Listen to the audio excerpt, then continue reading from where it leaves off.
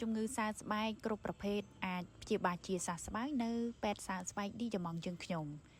ពុកម៉ែបងប្អូនដែលកំពុងតែមានបញ្ហានៅលើស្បែកចាគ្រប់ប្រភេទមិនថាស្បែកក្បាលមិនថាផ្ទៃមុខមិនថាដងខ្លួនដៃជើងនោះទេគឺអាចព្យាបាលជាទាំងអស់ណាដំបៅពងទឹកដំបៅខ្ទុះចាគ្រប់ប្រភេទទាំងអស់មិនថាបញ្ហាសើស្បែកទាំងអស់នោះកើតនៅលើកូនក្មេងចាកូនង៉ែតទើបតែកើតស្ត្រីមានផ្ទៃពោះចាស់ជរាចាឬក៏ព្រះសង្ឃនោះទេបងអាចអញ្ជើញមកបានជាមួយនឹងពេទ្យសើស្បែកឌីយ៉ាម៉ង់យើងខ្ញុំសូមគុំបណ្ដោយឲ្យជំងឺសើស្បែកចាគឺនៅរ៉ាំរ៉ៃជាប់រហូត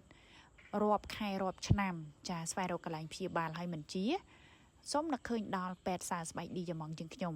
មិនថាតាជំងឺសើស្បែកស្រាលឬក៏ជំងឺសើស្បែកធ្ងន់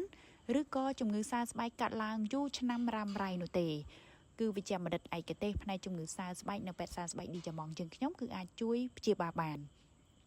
អញ្ចឹងឲ្យតែឃើញ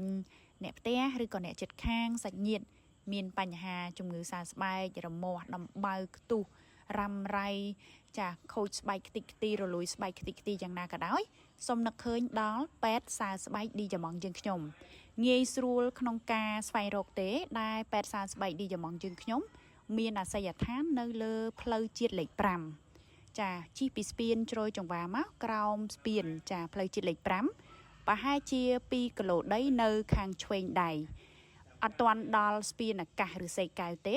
ហើយពុកម៉ែបងប្អូនអាចតាក់ទងបានតាមរយៈ page Facebook ដែលពេទ្យសើស្បែកឌីយ៉ាម៉ង់យើងខ្ញុំមាន page Facebook ឈ្មោះពេទ្យសើស្បែកឌីយ៉ាម៉ង់ចាឬក៏ឌីយ៉ាម៉ង់ Clinic សើស្បែកកាមរោគនិង Laser ហើយពុកម៉ែបងប្អូនក៏អាចតាក់ទងបានតាមរយៈលេខទូរស័ព្ទ096លេខ5 69 គុត 69 គុត